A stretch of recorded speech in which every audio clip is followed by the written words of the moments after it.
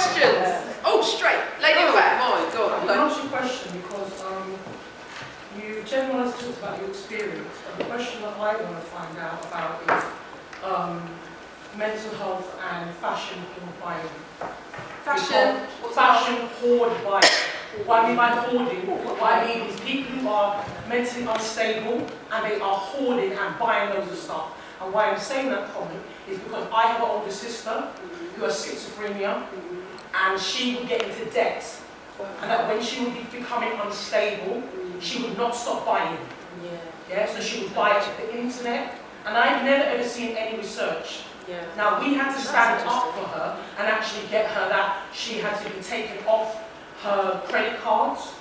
And actually people had to realise that when she was coming to the store, she was unwell. Yeah, people took advantage of it, and there is no study that I've seen in this country that anybody's ever talked about what happens when you are becoming unwell and you can't stop spending. Yeah, it's not money, but it's clothes. It's a female being addicted to buying makeup, beauty stuff, clothes, and I have found that the people I have come across, that's how they got into debt. Because to deal with the stress that they've gone through, they will then divert the stress, which is the high of buying. Yeah? So whether it's bipolar, whether it's schizophrenia, whether it's just psychosis or postnatal depression, when they will do something in excess to make them happy. But the fact that they will get into debt, so there's nothing on hoarding. And when you go to their house, the house is actually been packed. It doesn't stop, they just keep on, their brain is just stopped in the point they keep on going. Plus, I haven't really heard much about mental health and black women and shopping addiction. But buying everything on the internet. So it's the same level of self-gratification that you keep on buying stuff because it makes you feel good. And there are professionals that do not do nothing, so you have two versions where you either have professionals who are mental health professionals and social workers who laugh at the person and say their house, they go to second-hand shops and their house is unsafe.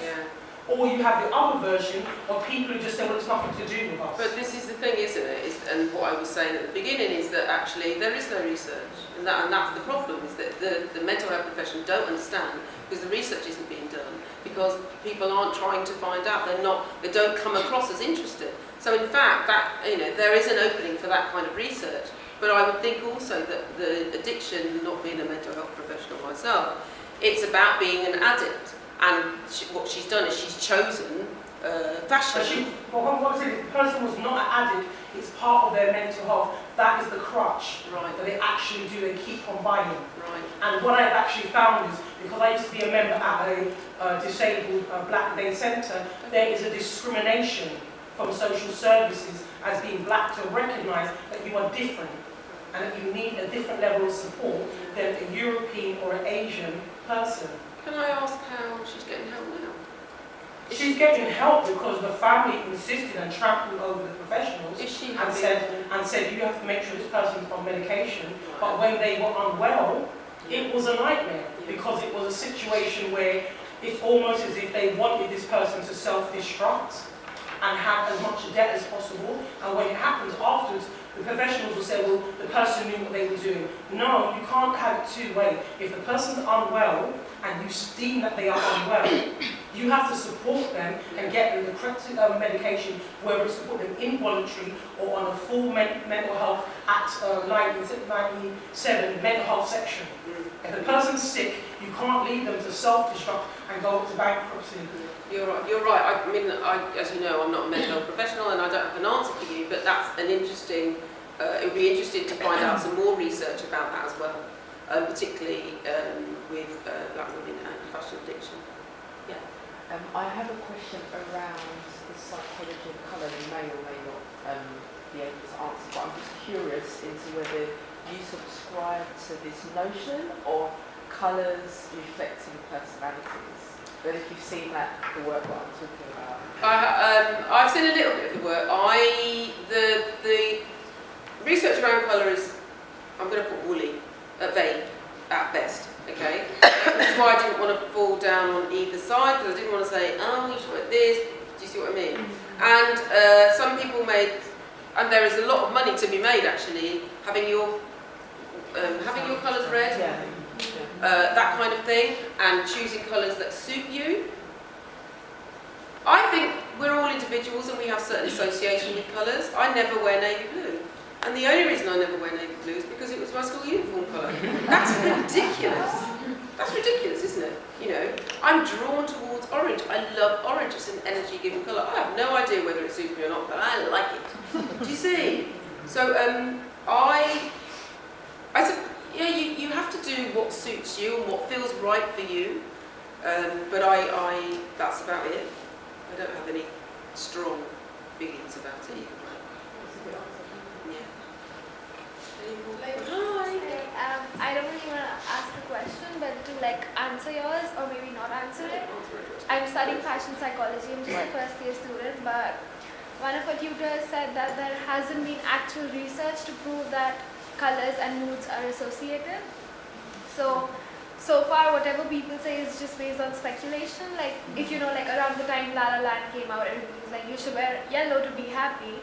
But then, if somebody really does not like yellow, it wouldn't make them happy. No, it wouldn't, exactly. And if you associate yellow with something else, something tragic, then it definitely wouldn't make you happy. So yeah, you're absolutely Kind of right. subjective. Yeah.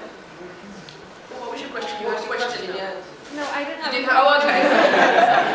Sorry, the lady behind. Yeah, so you sound as if you have quite a strong association with fashion as an escape perhaps in your younger years and an anchor more now. Yeah, definitely. Fashion was exactly the opposite for me in my childhood. My sister was 5 years older than me and very slim. I was 5 years younger and very fat. And my mother made our clothes according to my sister's choices. Oh. So I ended up in these kind of bell, you know, 70s things that suited a 14-year-old who was very slim and not a 9-year-old who was very fat. So I just don't have the world of fashion as fun. Or I really get the thing that I wear black when I'm not in a great space and I wear other colours when I'm not. But I'm just wondering, is it worth the investment to explore what fashion could be? Do you mean investment in money? No, Oh, just good. literally clothes are stuff I put on and take off. And so You know what I said about grabbing a buddy? Me. I'm your buddy. Or someone else, and you know, use it as an excuse to catch up. But actually, you will have things in your wardrobe that you, for some reason, you stop wearing them, and it might be that they don't fit you. It might be that you've gone off them. There's all sorts of reasons. But actually, there's I know for a fact in my own wardrobe, there's lots of stuff that. In fact, I got a dress out the other day that was a work dress. It was Debenhams Jasper Conran dress. It's kind of a cowl neck and pencil skirt and very smart. And I hadn't worn it for 3 years. So I decided, right, I'm going to wear that because I'm wasting the clothes in my wardrobe. So I put it on, and I put white trousers underneath. I put my little pillbox on, and a little jacket, and I was like, hey! Now I felt like I'd been shopping because I felt like I'd got a new outfit, but actually it was just something that'd been sitting there going, notice me, notice me. So I think that if you're not confident with it, and lots of people aren't confident, this isn't a styling session, but I think that it's always worth enlisting the help of a mate who knows you, a mate who loves you. So it's a kind of a win-win, because you're spending time together. We don't spend enough time with each other, do we? So it's spending time with your friend, looking through at their house, or you know, at your house, obviously. Here comes the wine again, etc., etc. Yeah. So personally, I think it is worth investing in because it works for me. Yes.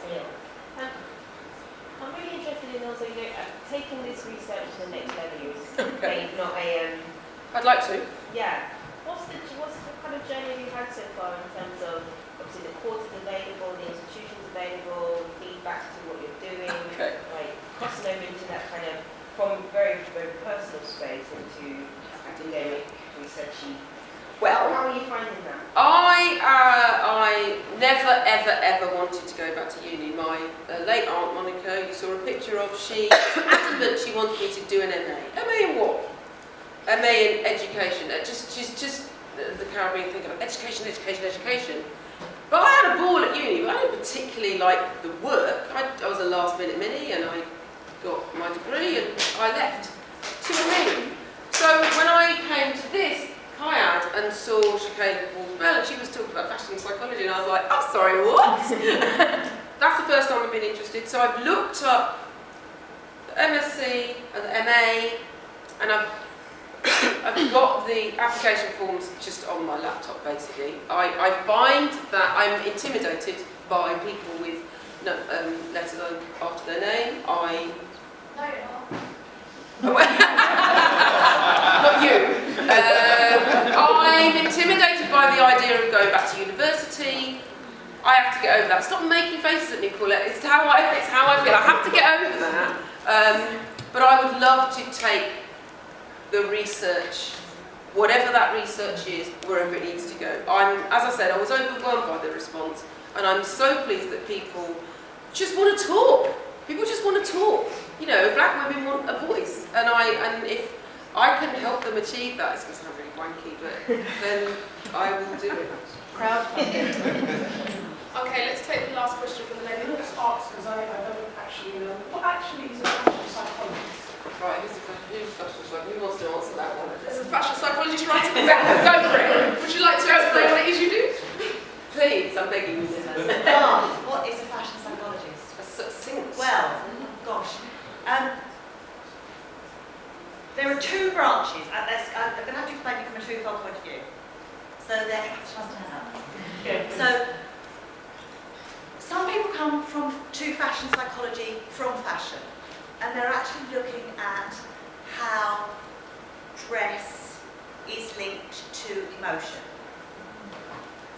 Other people come to fashion psychology from psychology, and they're looking at how our emotions can play out in how we dress. So there's a cyclical nature of what we're looking at, and they're coming from two separate areas. Now, unfortunately, at the moment, both of those schools of thought are quite separate from each other. And here, when Carolyn was here, the department was very much about psychology rather than the dress. I think there's a place for both of those, and I think they should really come together. So I don't know if that answers the question, really, but so it's really, very simply, it's to do with here we have emotion, here we have dress, and where do those 2 points meet? Brilliant. Thank you very much for that. Thank you. Right. We're done. We're done. But before we finish, and I lose your attention so that you can go and devour the table. I just want to tell you about. I just want to tell you about our next exchange. Our winter exchange will be at the beginning of February. We always have our exchanges, our winter exchanges, around about January, February time. This time we've got a bit of a special one. A little bit special. What, more special than me? No, you. All right, give us your. All our lives.